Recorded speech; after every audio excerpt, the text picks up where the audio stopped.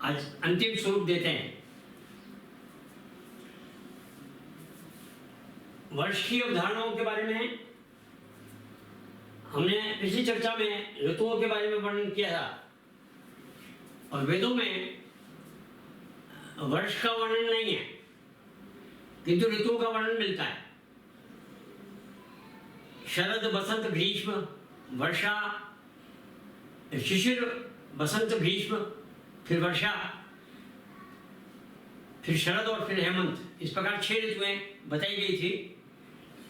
उत्तरायण बताया आपको, दक्षिणायन बताया आपको, और अयन गति के बारे में भी आपको जानकारी दी जा चुकी है।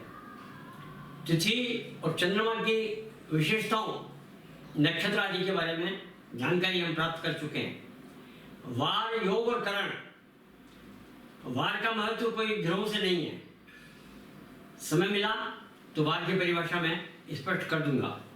योग और करण की बात को भी मैं स्पष्ट करूंगा। आज मैं वर्ष की अवधारणाओं पर अपनी विचार व्यक्त करना चाह रहा हूं। आप मुझे सहयोग करें, आप समझें और समझाएं। वर्ष की जो अवधारणा है, एक तो है ऋतुओं द्वारा, सूर्य द्वारा, चंद्र द्वारा और चंद्र सूर्य द्वारा। इस प्रकार 4 अवधारणा बनती है। एक ऋतुओं से बनती है, दूसरी सूर्य से बनती है, तीसरी चंद्रमा से बनती है, चौथी चांद और सौर से बनती है। ऋतुओं का वर्णन हम कर चुके हैं। अब सौर की हम चर्चा कर रहे हैं। तो सौर के लिए आप देखिए कि ये सूर्य है। पूरा चित्र नहीं खींच के पृथ्वी का परिभ्रमण का चित्र मैंने खींचा है। ये पृथ्वी है, ये सूर्य है, ये संपात बिंदु है जहां पृथ्वी का कक्ष और पृथ्वी का भूमध्य तल कटता है, ये वह बिंदु है। और ये अश्विनी नक्षत्र है, यानी नक्षत्रों का प्रारंभ, पहला नक्षत्र। नक्षत्रों की जहां से गिनती होती है वह नक्षत्र मैंने लिखा है, यह अश्विनी नक्षत्र है। संपात बिंदु से इस पृथ्वी का जो भ्रमण होता है, संपात बिंदु से लेकर संपात बिंदु तक, संपात बिंदु से प्रारंभ करते हुए संपात बिंदु तक, अर्थात जिस दिन दिन रात बराबर होते हैं उस दिन से प्रारंभ करते हुए वापस जब दिन रात बराबर आते हैं तब तक का जो वर्ष होता है उसको हम बोलते हैं ट्रॉपिकल वर्ष। ट्रॉपिकल यानी सायन वर्ष बोलते हैं। दूसरा, अश्विनी नक्षत्र से प्रारंभ करते हुए अश्विनी नक्षत्र तक जो वर्ष का मान होता है उसे हम निर्यन कहते हैं। भारतीय पंचांग में निर्यन पद्धति का ही प्रचलन है, किंतु इस सायन पद्धति को वे समझते हैं, यह ज्ञान उनको हो गया, यह आपको स्पष्ट करता हूं। उसके बाद उन्होंने वैदिक काल में भी इसका प्रयोग हो चुका था, और कैसे होता था, कब से क्या हुआ, इनकी गणनाएं बाद में होती रही। जैसे जैसे सिद्धांत पक्ष बढ़ता गया इनकी गणनाएं और उसकी गहराइयां बढ़ती गई। अब हम पहले इनके अवधारणाओं को आपके सामने प्रस्तुत करना चाह रहा हूं कि ये जो सौर मास हैं उनकी अवधारणाएं कैसी कैसी हैं। सौर मास, एक तो मैंने बताया ट्रॉपिकल, दूसरा सायन। एक सायन, एक निर्यन। सायन और निर्यन ये 2 महत्वपूर्ण वर्ष हैं। इन वर्षों को प्रयोग ज्योतिष में, भारतीय ज्योतिष में बहुत अधिक है। साधारणतया इन दोनों को समझाने का यत्न मैं अभी करता हूं। अब सौर वर्ष के मान आप ध्यान से समझिए। एक सायन है, एक निर्यन है और एनोवेलिस्टिक है, उच्च से लेकर उच्च तक। इसका काम बहुत कम पड़ता है। फिर भी क्योंकि मैंने चंद्रमा में सभी प्रकार के मास लिए थे, जैसे यहाँ पे मैं इसको भी ले रहा हूं, तो सायन और निर्यन, ट्रॉपिकल और साइडियल। अब ये इनका जो मान है, जो ट्रॉपिकल मान है 365.242198, ये ट्रॉपिकल है। संपात काल से लेकर संपात काल तक जो सूर्य को, चंद्रमा को अपन सूर्य मानते हैं, पृथ्वी को भ्रमण करने में जो काल लगता है वह 365.242198 दिन लगते हैं। अब यहाँ जो दिन है, ये दिन इसको भी समझने की जरूरत है। ये दिन कौन से हैं इसको समझाता हूँ। इसी प्रकार से ये मिलियन है वो 365.256363 डेज होता है। प्राचीन काल में थोड़ा इस भिन्न था, लेकिन अब जो इसका बिल्कुल स्पष्ट और गणितीय जो गणना कर ली गई है, एक्यूरेट गणना कर ली गई है, वो गणना के अनुसार यह 365.256363 डेज था। यहाँ थोड़ी सी बात मैं अंग्रेजी कैलेंडर की करना चाहता हूँ कि अंग्रेजी कैलेंडर जो है, मैं संक्षेप में बता रहा हूँ। पहले रोमन कैलेंडर हुआ करता था और उस रोमन कैलेंडर में 304 दिन हुआ करते थे, मात्र 304 दिन। मार्च से स्टार्ट होता था, क्विंटिलस, पेंटिलस, सेक्सटिलस, सितंबर, अक्टूबर, नवंबर और दिसंबर पे खत्म हो जाता था। क्विंटिलस, पेंटिलस, सेक्सटिलस, सितंबर, अक्टूबर, नवंबर और दिसंबर में खत्म हो जाता था। कुल मिलाकर 304 दिन हुआ करते थे। ऋतुओं से उनका मेल बिल्कुल बैठता ही नहीं था। राजा जूलियस सीजर हुआ, उसका ज्योतिषी अगस्टस था। अगस्टस को उसने बोला कि ये हमारे पर्व आते हैं, ऋतुओं से मेल नहीं खा रहे हैं, इस कारण से इस पंचांग को आप सुधारो। तो उन्होंने इसको सुधार किया और इसको 365.25 डेज कर दिया। वैसे उन्होंने 365 डेज ही किया, 0.25 की स्थिति 200-300 साल बाद हुई, जिसमें कि हर 4 साल में एक लीप ईयर आने लग गया। और फिर 1582 में ग्रेगोरी ने इसको और करेक्ट किया और 10 दिन का गैप कम कर दिया। 4 सितंबर गुरुवार से 5 सितंबर की जगह 15 सितंबर आ गया, गुरुवार से शुक्रवार हो गया। वार एक ही बदला, लेकिन दिन 10 बदल गए। ग्रेगोरी ने 10 दिन गायब कर दिए कैलेंडर से और इसको ग्रेगोरी कैलेंडर बना दिया। तब ये जा करके 365.2422 यहाँ 22 कर दिया, इसमें थोड़ा सा अंतर कर दिया, बहुत एक्यूरेट आ गया। करीबन इस मान से 3000 साल में एक दिन का फर्क पड़ सकता है। तो ग्रेगोरी ने बहुत करेक्शन किया और ग्रेगोरी ने 400 साल में 3 लीप ईयर गायब कर दिए और उसने इसका मान जो है ये 365.2422 कर दिया। अब वो उन्होंने सही किया। तो ये जो ट्रॉपिकल ईयर है, जो अंग्रेजी कैलेंडर है, वो ट्रॉपिकल ईयर के आधार पर चलता है। भारतीय कैलेंडर चलता है अश्विनी से अश्विनी तक 365.256363 डेज। इन दोनों में अंतर कितना है ये भी बता देता हूँ। 20 मिनट, इन दोनों में अंतर 20 मिनट 23 सेकंड का ही है कुल। दोनों वर्षों में बहुत बड़ा अंतर नहीं है, परंतु आप विचार करिए 285 से लेकर 2000 ईस्वी तक 1700 वर्षों में इसमें 24 दिन का अंतर पड़ चुका है। 20 मिनट करते हुए ये अंतर बढ़ते बढ़ते अब 24 दिनों का अंतर हो गया है। और धीरे धीरे जो हमारा उत्तरायण है 21 मार्च की जगह पर 14 जनवरी 15 जनवरी को होने लगा है। और धीरे धीरे 15 जनवरी 16 जनवरी 18 जनवरी और धीरे करते करते करते इसका वसंत ऋतु में हमारा उत्तरायण आने लग जाएगा, मकर संक्रांति आने लग जाएगी।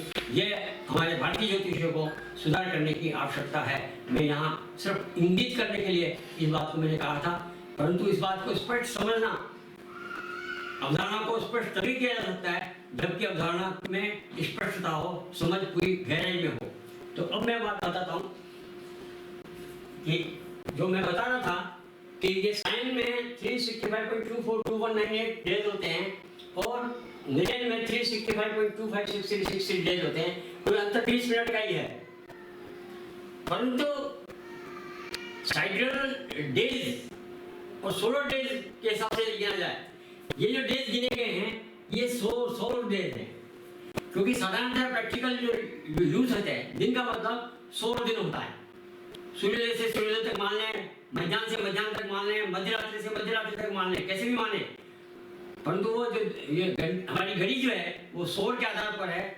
इसलिए दिन की गणना जो हम कर रहे हैं व्यवहार के रूप में, जब हम डेज लिखते हैं तो वो 100 दिन ही होता है। इसलिए ये बात स्पष्ट समझ लीजिए कि जब जहाँ कहीं हम दिन लिख रहे हैं वो हमारे 100 दिन हैं। तो ये जो मैंने लिखा है 365.24219 डेज, तो ये डेज जो लिखे हैं ये 100 दिन है। यदि मैं इसको संपात दिन कर दूं ये दिनों को बदल दूं, टाइमिंग बदल दूं, टाइमिंग का पैमाना बदल दूं।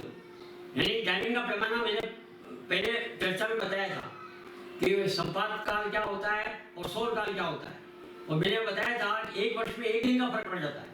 वो एक दिन का फर्क कैसे पड़ता है वो देखिए। ये 265.242198 डेज होते हैं, ये हैं solar days. Solar days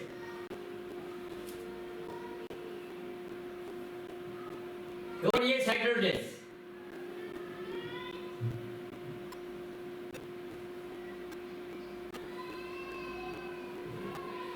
cycle days एक बढ़ गया है, 365 की जगह 366 हो गया है। इसी प्रकार से साइकिल रियल 365.256363 की जगह पर 366.256363 डेज हो गया। अब यहाँ डेज जो है, डेज की यूनिट बदल दी है। डेज की यूनिट की जगह सोलर डेज की जगह पर साइकिल डेज कर देंगे, तो साइकिल डेज में यदि इसका माप करेंगे, वर्ष का माप यदि साइकिल डेज में करेंगे, एक दिन का फर्क पड़ जाएगा। अब एक दिन का अब यहाँ देखो, ये सब वर्ष तो 100 हैं, सभी वर्ष 100 हैं, सभी 100 वर्षों में एक एक दिन का अंतर आता है, सिर्फ हमारी इकाई में फर्क करते हैं। ये पैमाना है। अब सोलर डेज ले रहे हैं या साइकिल डेज ले रहे हैं, यदि गिनती में यदि साइकिल डेज लेंगे तो एक दिन बदल जाएगा, और यदि सोलर डेज लेंगे एक दिन कम हो जाएगा। सोलर डेज में एक दिन कम हो जाएगा, और साइकिल डेज ये यूनिट है डेज का, इसमें चेंज करें तो एक दिन का फर्क आ जाएगा। परंतु सूर्य जो वर्ष का मान है 365.63, ये ट्रॉपिकल है और ये साइक्लिकल है, और इसको मैं ज़्यादा विश्लेषण नहीं करता हूँ। ये जो एनोमेलिस्टिक है, उच्च से लेकर उच्च तक 365.259636 है, इनमें अंतर सिर्फ 4 मिनट का है, सिर्फ 4 मिनट का अंतर है। लेकिन गणितीय दृष्टि से इसका महत्व है, प्रैक्टिकल लाइफ में इसका महत्व नहीं आता है। प्रैक्टिकल लाइफ में ये दोनों आ रहे हैं, ये अंग्रेजी कैलेंडर में आता है, ये भारतीय कैलेंडर में आता है। तो भारतीय कैलेंडर और अंग्रेजी कैलेंडर की जब तुलना करेंगे तब हमको इन दोनों पैमानों की आवश्यकता पड़ेगी। ये साइक्लिकल यानी ये निरियन है वो भारतीय कैलेंडर में है, और जो ट्रॉपिकल है वो अंग्रेजी कैलेंडर में है।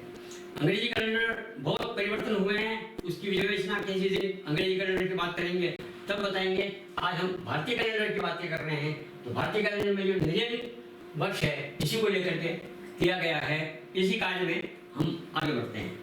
रोकिए। 100 वर्षों के बाद अब हम चांद्र वर्षों पर आते हैं, और चांद्र वर्षों के बाद हम 100 चांद्र वर्षों की बात करेंगे, क्योंकि भारतीय कैलेंडर में जिस प्रकार की व्यवस्था है उसका विश्लेषण करने के लिए इसकी आवश्यकता थी, इसलिए मैंने इसको समझाया था।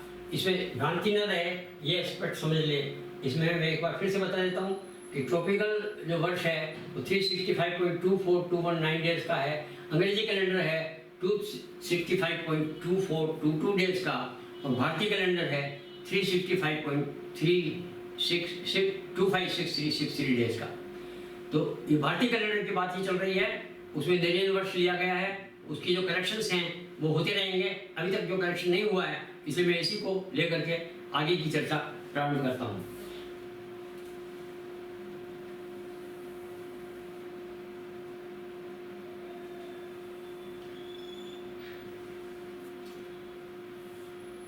पहले चांद्र मास की बात करें। चांद्र वर्ष मान, चांद्र वर्ष किसको कहते हैं?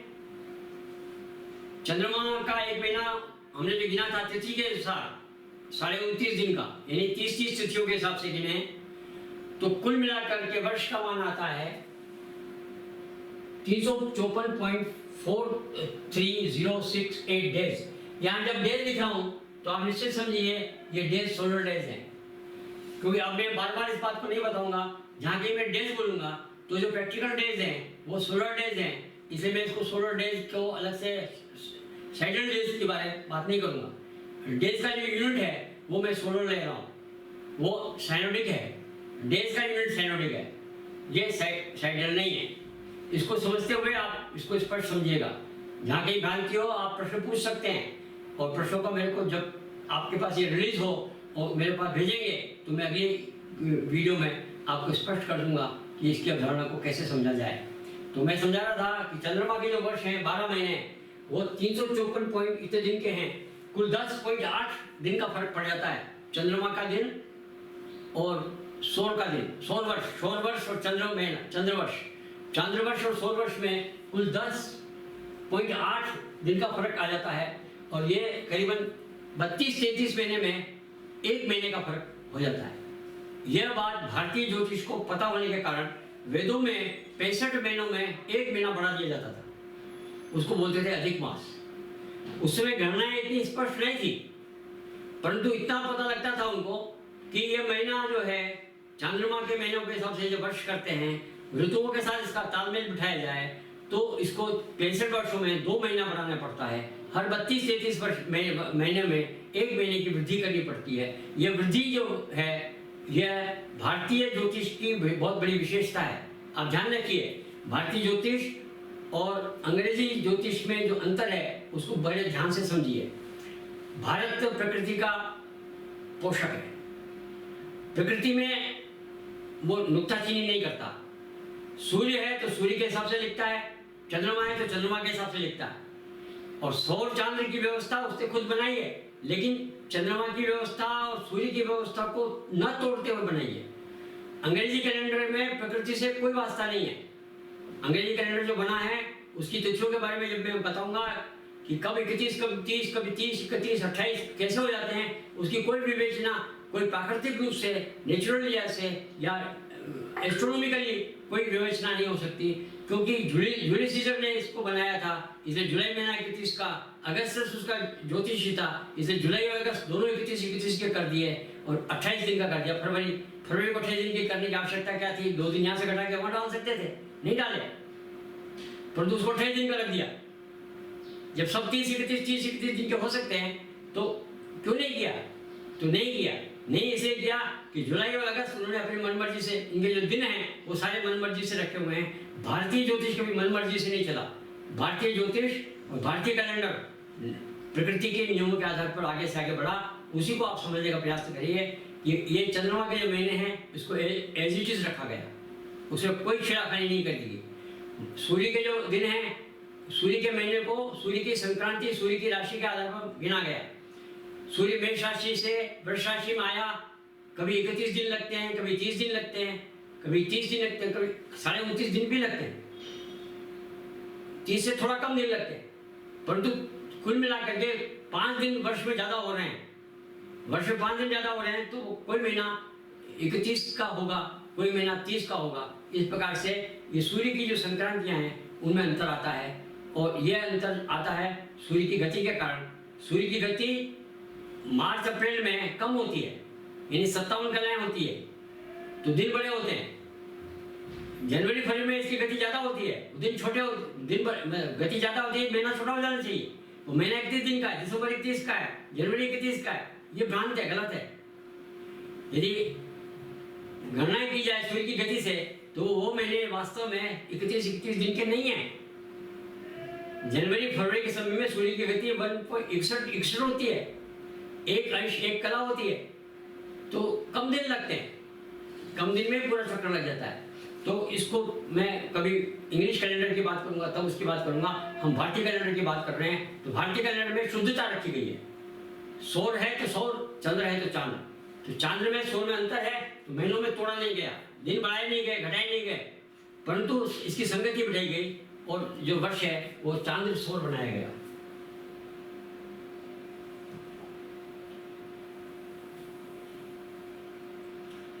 चांद्र सौर की व्यवस्था को मैं आपको समझा देता हूं। ये भारतीय ज्योतिष की बहुत बड़ी विशेषता है। देखिए, ये जो कर्व खींच रखे हैं ये चंद्रमा के महीने हैं। अमावस्या से लेकर अमावस्या तक, फिर अमावस्या से लेकर अमावस्या तक, पूनम बीच में आ गई। अमावस्या, पूनम, फिर अमावस्या, अमावस्या, पूनम और फिर अमावस्या, फिर अगला महीना। इस प्रकार से महीनों से महीना चलता जाएगा और ये इस प्रकार से महीने चलते जाएंगे। परंतु अब चांद्र और सौर की क्या व्यवस्था है, इसको थोड़ा समझिए। अब ये पहला महीना है और ये मान लीजिए सूर्य की संक्रांति यानी मेष संक्रांति मान लीजिए इसमें आ रही है। मान लीजिए मेष संक्रांति यहाँ आई और ये महीने के प्रारंभ में आई। चंद्रमा का महीना 29.5 दिन का है, सूर्य का महीना लगभग 30.5 दिन का है, लगभग, अंदाजन समझा रहा हूं, समझाने के लिए वो 30 दिन से ज्यादा है और चंद्रमा का महीना 30 दिन से कम है। तो होगा, हो क्या रहा है कि ये जो सूर्य की संक्रांति है, अगले महीने में ये सूर्य की संक्रांति थोड़ा आगे खिसक जाएगी और उसके अगले महीने में यदि अपन जाए तो ये और आगे खिसक जाएगी, ऐसे खिसकते खिसकते जाएगी। एक स्थिति ऐसी आएगी, उसको मैं अलग से खींच रहा हूं, उसको समझिएगा। एक स्थिति कैसी आएगी,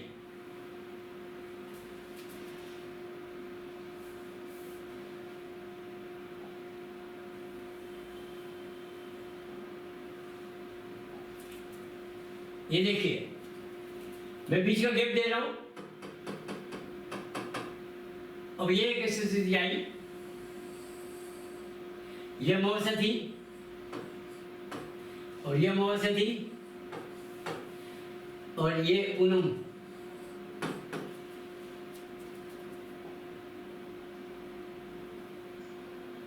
अब ये कैसा महीना बीच में आ गया, क्योंकि चंद्रमा के महीने छोटे हैं और सूर्य का महीना बड़ा है, तो कोई स्थिति ऐसी आएगी जब सूर्य का महीना इसको ओवरलैप कर जाएगा, या सूर्य की संक्रांति इधर आई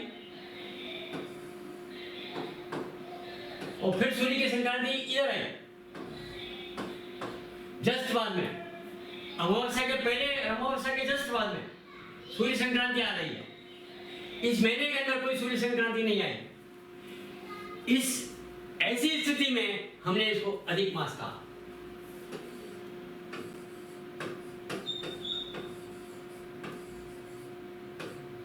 यह प्राकृतिक है, हमारा अधिक मास प्राकृतिक है, क्योंकि ऐसी स्थिति बन जाती है। अब गणनाओं के कारण और स्थान के परिवर्तन के कारण अधिक मास में लफड़े हो सकते हैं, उनकी चर्चाएं मैं कभी किसी और चर्चा में लूंगा, परंतु व्यवस्था को समझने के लिए देखिए, आपने भारतीय ज्योतिष की गणना में किया गया कि जिस महीने में संक्रांति ना आवे असंक्रांति मासो अधिमासो स्पष्ट स्यात्, जिस महीने में संक्रांति ना आवे वो महीना अधिक मास हो जाएगा। और देखिए, मान लीजिए ये महीने का जो नाम है, मेष में चैत्र, वैशाख, जेठ, आषाढ़, श्रावण, भादो, इस प्रकार से हर संक्रांति के साथ पहला नाम होता है। मान लो ये 5वीं संक्रांति है तो मेष, वृष, मिथुन, कर्क, सिंह, चैत्र, वैशाख, जेठ, आषाढ़, श्रावण, पांचवी संक्रांति आई है। मान लीजिए ये 5वीं संक्रांति है और ये 6ठी संक्रांति है, ये 5वीं सिंह संक्रांति है और ये कन्या संक्रांति है। तो सिंह मतलब ये श्रावण महीना था, ये श्रावण महीना, अब ये चैत, वैशाख, जेठ, यहाँ 6ठी संक्रांति यहाँ नहीं चाहिए थी। चैत, वैशाख, जेठ, आषाढ़, ये 5वीं संक्रांति है और ये 6ठी संक्रांति है। इससे संक्रांति नहीं है, 6ठी संक्रांति इस मानी थी। 6ठी संक्रांति में चैत्र, वैशाख, जेठ, आषाढ़, श्रावण और भादो, तो ये भाद्रपद मास जो है अधिक मास हो गया। भाद्रपद अधिक मास और ये भाद्रपद शुद्ध मास।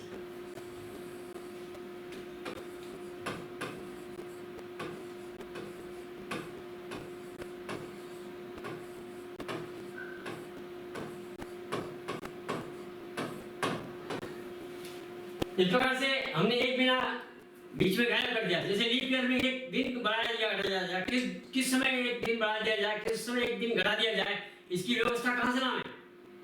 प्राकृतिक रूप से कोई दिन ऐसा नहीं है, लेकिन यहाँ तो प्राकृतिक रूप से ला रहे हैं कि महीना, ऐसा महीना आ रहा है जिसमें संक्रांति नहीं आ रही है, प्राकृतिक रूप से आ रहा है। तो ऐसे महीने को हमने अधिक मास दे दिया।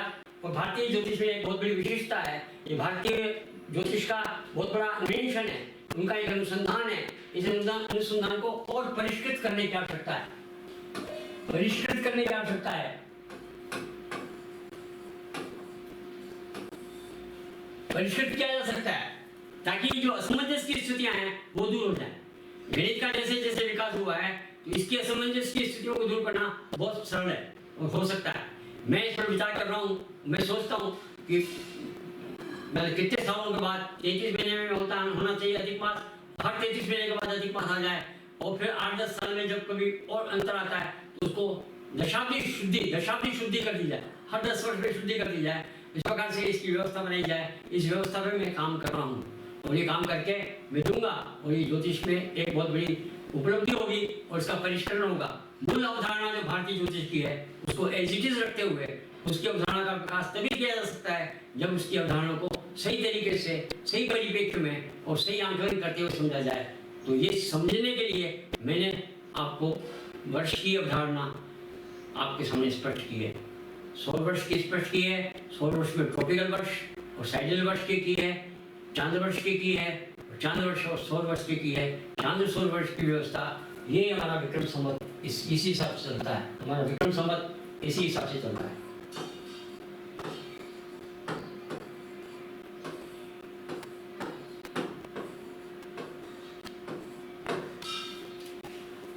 मैं सोचता हूँ योग और करण बहुत बड़ी बात नहीं है।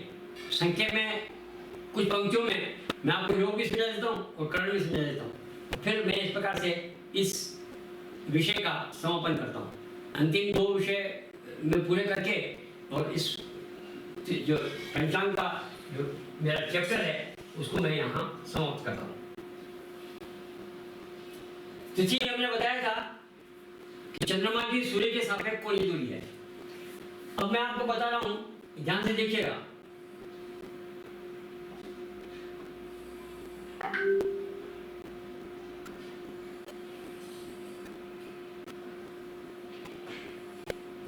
ये सूर्य है, ये चंद्र है। यहां मैंने जो चित्र बनाया है ये सूर्य का कोण अल्फा है, यहां से चंद्रमा का कोण अल्फा है। यानी सूर्य प्लस चंद्रमा को जोड़ दिया जाए तो 180 डिग्री बनता है।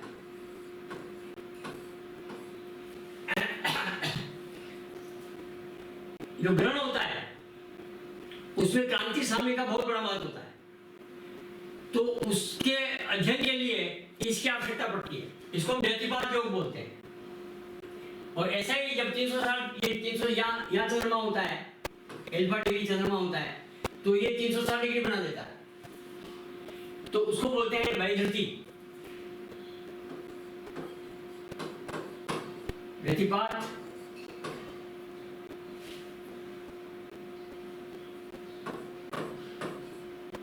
और वैधृति।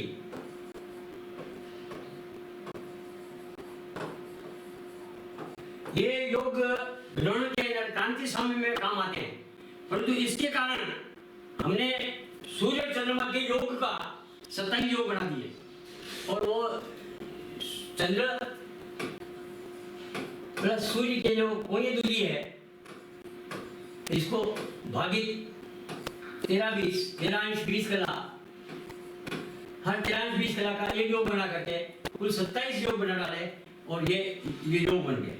योग की अवधारणा का काम सिर्फ गहराई गणित में काम आता है और ये साइंस होता है, ये निर्णय काम का नहीं है। परंतु हमारे पंचांग में ये निर्णय दिया हुआ है, परंतु वस्तुतः इसकी वास्तविक स्थिति का ज्ञान यदि हमको इसकी आवश्यकता पड़ती है वो ट्रॉपिकल पड़ती है, साइंस नहीं पड़ती है। ये ट्रॉपिकल काम का है,